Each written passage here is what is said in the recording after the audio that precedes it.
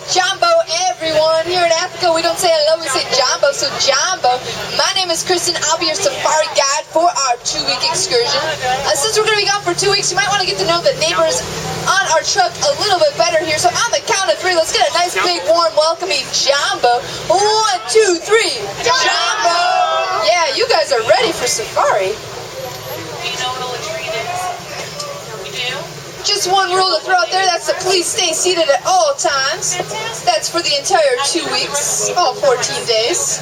If you look above your head, you're going to see an animal identification guide. And that's to help you identify any of the animals you might see while we're out there. We're not going to see all of them, but we usually have pretty good luck.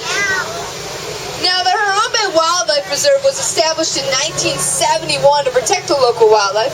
There's wildlife rangers who are constantly patrolling the 800 square miles of the reserve, both on the ground and in the air, making sure all the animals here are safe.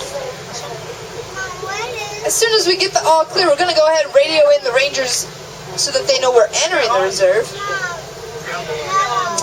And here we go. Airborne Patrol. This is Simba 1. Over.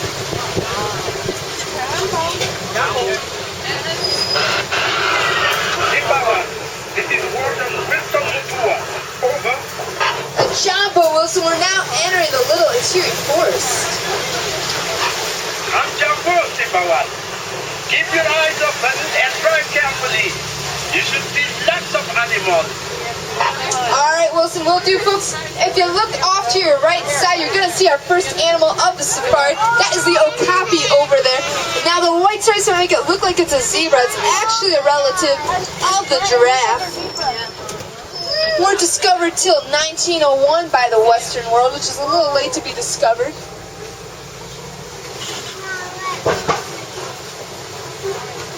On the left side, you might see some of the more rare species like the black rhino. Unfortunately, there's only 4,200 of them left, so we don't always get to see the black rhino out here. Those other white birds you see down there are the yellow-billed stork. They're going to eat everything from lizards to fish to even other small birds. They're not too picky about what they eat. If you look off to your left, hiding back there, you will get to see that black rhino. And they can charge about 35 miles per hour, and their hide is 1 inch thick, making them almost indestructible except for at the hands of humans. If you look off to your right side, that rusty orange colored animal up there is the bongo, also known as the ghost of the forest because they're so rarely seen. Now, those heavy horns of theirs lean backwards, allowing them to move more aerodynamically through the forest so they don't get those horns of theirs caught on any of the tree branches you see out here. On the left side, way in the back, you're going to see the tallest bird in all of Africa. That's the saddle-billed stork back there. Now, when they're full-grown and standing up straight and tall, they can be about 5 feet tall, but with a wingspan of around 8 to 9 feet. We're now leaving the forest and going to head on over to the Safi River. The Safi River is an excellent spot to see some hungry hippos. So let's see if we can see a hippopotamus or two today. Your first chance to see the hippos will be on your right-hand side. You got to look closely, though, because they do like to walk along the bottom of the river. So you might see the tops of their heads or their ears poking on out of there. Sometimes we don't even see that much, though, because they are able to hold their breath for 5 to 8 minutes at a time. So sometimes they are completely submerged in the water. They're going to spend all day in the water so that their giant bodies don't overheat. When they're full grown, they can tip the scales at around 5,000 pounds. Now, if you don't see the hippos on your right side, Hakuna Matata, no worries, because they're also on the left side here. At nighttime, when it's cooler out, they will leave the waters. They'll then proceed to eat around 150 pounds of grass every single night. Quite the midnight snack.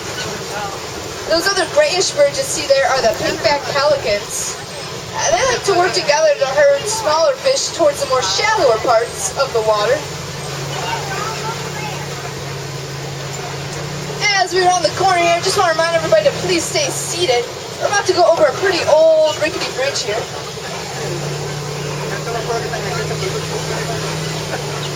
We're going to take our speed at about pole pole. That means very slowly in Swahili.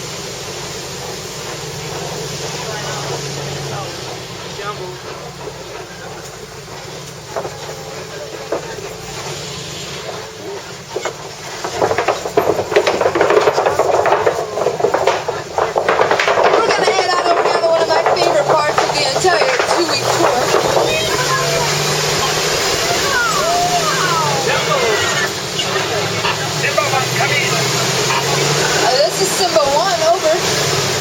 Just wanted to let you know that my ground patrol has seen a lot of elephant activity in the red lately. You definitely want to check out that area.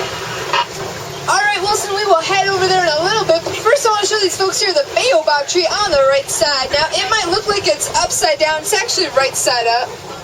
It's going to be leafless for about 9 months out of the year, and to get through that drought season, it's going to store as much water as it can in that giant trunk.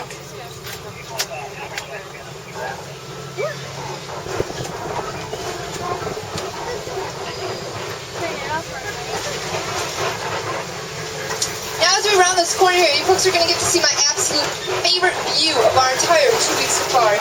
This is the Serengeti grasslands, also known as the superhighway for millions of migrating animals across Africa every year.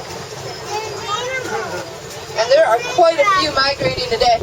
If you see those grayish animals with the horns out there on the right, those are the white-bearded wildebeest. They've got the largest migration on Earth.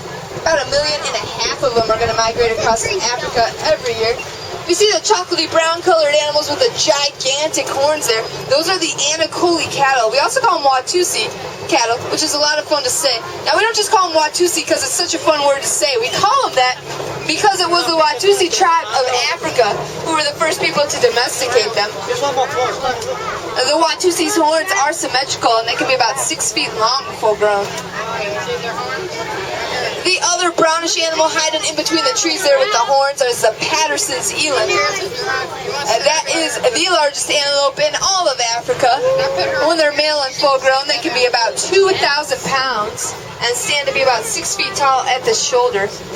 As we round this corner here, you folks are going to see my absolute favorite animal out here. This is the reticulated giraffes. When they're full grown, they can be about 18 to 20 feet tall. We call them reticulated giraffes after the Latin word reticulata, which means a net-like pattern. Now, just like you and I all have a unique fingerprint, giraffes all have their own unique net-like pattern on their coats. So no two giraffes out here are the same. If you're wondering what these tall cones of earth are out here, those are called termite mounds. They can bake to be about as hard as concrete in the sunshine. The elephants love to use them as scratching posts, and when they wear them down to the smaller level of the ground that you see out there coming up ahead, the smaller animals like the gazelles are going to use them as a lookout post to see if there's any lions hiding out in these tall grasses out here. If you see these small animals out here with the black stripes on their sides and the tan backs, those are the Thompson's gazelle. We also call them Tommies, which is a little bit more fitting for their size. Now, the Tommies might look like they're babies, but they're actually full grown. They're not going to get any bigger than 60 pounds. On the right side here, these brown animals with the horns, those are the sable antelopes. Actually, Harambe Wildlife Reserve's emblem right there, that was the animal that was on the sign in the beginning of our safari. Let's see, look.